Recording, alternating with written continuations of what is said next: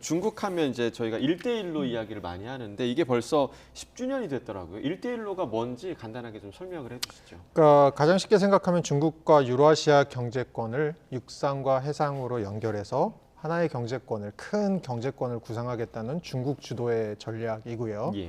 이게 시진핑 주석이 처음 집권을 한 게 2012년 11월입니다. 그래서 이 구상이 처음 나온 건 그로부터 한 1년 후인 2013년 8월에 이제 시진핑 주석으로부터 처음 이 구상이 나왔고요.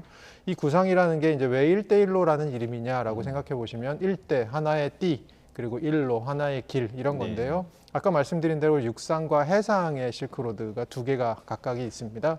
육상으로는 이제 중국에서 시작해서 중국의 서쪽에서부터 시작을 해서 이것이 이제 중앙아시아 국가를 지나고 유럽을 지나서 러시아를 지나서 독일까지 이어지는 이 하나의 축이 있고요. 예. 일로는 해상으로 이제 중국에서 시작해서 인도, 그러니까 동남아시아, 인도 등을 거쳐서 이제 요게 아프리카를 거쳐서 유럽까지 나가는, 이탈리아까지 나가는 이런 루트가 있습니다. 예. 이게 참여국이 사실은 굉장히 큰 규모입니다. 중국 주도인데 참여국이 한 65개국, 그다음에 여기에 서명한 나라들이 144개국입니다. 그러니까 이게 어느 정도 규모라고 생각하시면 되냐면 여기에 서명을 안 한 아프리카 나라는 2개고요.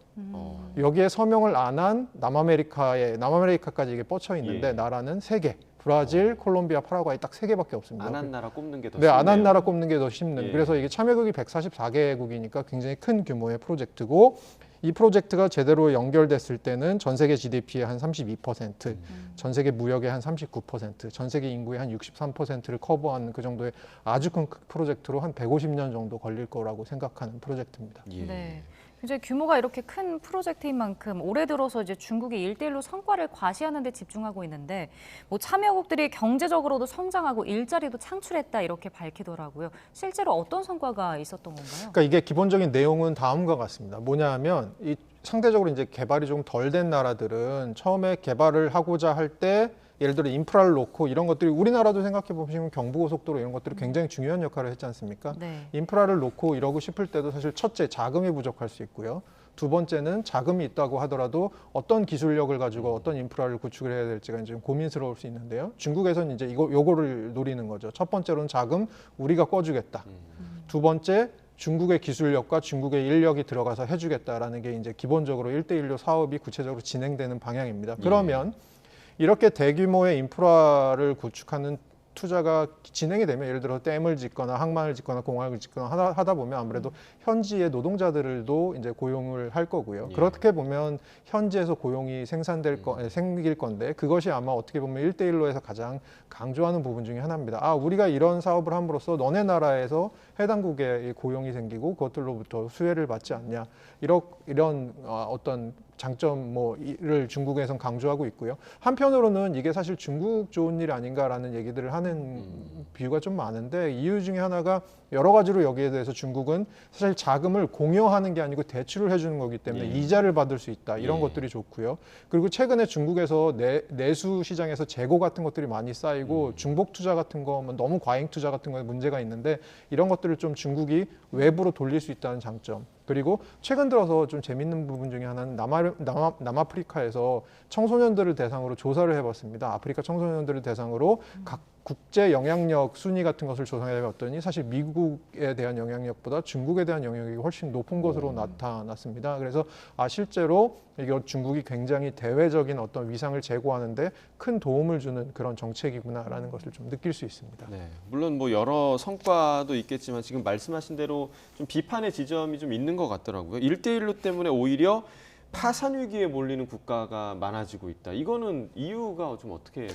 그러니까 기본적으로 이게 대출이기 때문에 그리고 대출 금리가 IMF 같은 데서도 사실 이제 대출을 이제 어려운 나라들한테 해주는데 좀 단기적으로 어려움을 겪고 있는 나라들한테 해주는데 그거에 비해서 대출 금리가 한 2배, 한 5% 정도의 대출입니다. 그래서 만약에 이 대출을 갚아 나가는 과정에서 갚지 못하게 될 경우에는 인프라를 이제 구축한 것을 이제 중국의 일부 이렇게 지분을 넘겨야 되는 이런 일이 벌어지기도 하거든요. 그래서 조금 크게 봤을 때는 잠비아 같은 나라들은 실제로 2020년에 이제 파산을 한 경우가 있고요. 그다음에 스리랑카 같은 경우는 지금 부채에 관련돼서 중국하고 못 갚겠다 그래서 일부 협상을 하고 있고요. 실제로 스리랑카에서는 부채를 못 갚는 과정에서 중국이 주도로 개발했던 스리랑카 내 항만 하나를 이제 넘긴 것도 있습니다. 지분을 한 80% 넘긴 것도 있고요. 그리고 최근에 라오스나 파키스탄 같은 1대1로에 조금 적극적으로 참여했던 나라들이 이제 부채가 폭증하는, 국가 부채가 폭증하는 일이 벌어지고 있는데, 이 나라들은 이런 부채 폭증의 이유 중에 한 절반 정도가 지금 1대1로 관련된 사업 때문에 이런 부채가 폭등한다, 이런 얘기들이 나오고 있습니다. 결국은 이것이 이런 나라들을 부채 덫에 빠뜨리는 것이 아니냐라는 비판이 조금 있는 것이 사실입니다. 네. 그러니까 중국 입장에서도 부채 압박을 받을 수밖에 없는 게 그만큼 악성 채무가 늘어나고 있다는 거잖아요. 네. 그러면 사업 그 동력 자체를 좀 잃고 있는 것 아닌가요? 네, 그래서 최근에 중국에서 이게 인프라스트럭처라는 게 기본적으로 굉장히 많은 돈이 들어가는 사업이기 때문에 이것들을 내줬을 때, 그리고 이것들이 나갔던 국가들이 사실 이제 개발도상국들이 많다 보니까 이것들을 잘 갚지 못하는 일들이 벌어지고, 그러면 이것들을 이제 대출을 해준 쪽에서는 조금 이제 수익성이 떨어질 수밖에 없는 일이죠. 그래서 그것들에 대해서 최근에 중국 정부가 조금 다른 대안들을 모색하고 있는 흐름들이 좀 나오고 있는 것 같습니다. 예. 또 그 주요 7개국 가운데 유일하게 1대1로에 참여한 나라가 바로 이탈리아라고 하는데, 이탈리아는 또 탈퇴 쪽으로 방향을 잡고 있다고요? 이게 이탈리아가 2019년에 G7 국가 중에 처음으로 네. 1대1로에 유일하게 가입했습니다. 그때 미국도 막 뜯어 말렸었거든요. 예. 그랬는데 이탈리아는 하겠다라고 해서 했는데, 2019년로부터 한 2, 3년이 지난 2022년을 한번 보니까 이제 이탈리아가 조금 계산기를 두드려 봤겠죠. 봤는데 아니 1대1로를 하면 좋을 것 같았는데, 이탈리아의 대중 수출은 한 130억 유로에서 160억 유로로 한 30억 유로 정도 늘었는데, 중국의 대이탈리아 수출은 거의 2배 동기간 동안 늘었던 거죠. 그럼 결국 이건 누구 좋은 일 시키는 거냐라는 생각을 할 수밖에 없는 것이고요. 그리고 사실은 유럽은, 이탈리아를 포함한 유럽은 여러 가지 산업이 유명하지만 사실은 최근 들어선 가장 대규모의 산업은 결국 자동차 산업입니다. 근데 최근에 자동차 산업이 내연기관 자동차에서 빠르게 전기 자동차 이쪽으로 넘어가고 있지 않습니까? 이러면서 반도체 같은 것들이 굉장히 중요하게 자동차에 들어가는 부품이 되지 않습니까? 이런 측면에서는 사실 대만과 최근에 좀 손을 잡으려는 움직임이 있거든요. 그래서 대만의 무역사무소 같은 사무소가 지금 밀라노에 최근에 개소를 하기도 했고, 이런 대만과의 하이 제스처가 있거든요. 이러면 사실은 이제 양안 관계가 있다 보니까 중국 비중을 좀 줄이고 대만 비중을 좀 늘리려는 이탈리아의 어떤 계산이 아닌가 싶습니다. 그럼 애초에 이탈리아가 그때 그 함께 하게 된 이유는 뭐가 있었어요? 개발이 필요한 건 아니었죠? 네, 이탈리아가 개발이 필요한 건 아니지만 어쨌든 간에 이탈리아는 사실은 저희가 유럽을 볼 때 조금 봐야 되는 부분이, 아주 많은 부채 부분을 정부 쪽에서 갖고 있는 나라들이 많고요. 예. 그리고 이탈리아는 어떻게 보면 2011년에 남유럽 재정위기를 겪었던 나라 중에 하나. 사실은 이탈리아나 일본이나 사실은 이제 그 정부 국가 채무의 비율이 GDP 대비 굉장히 높은 나라들이지 않습니까?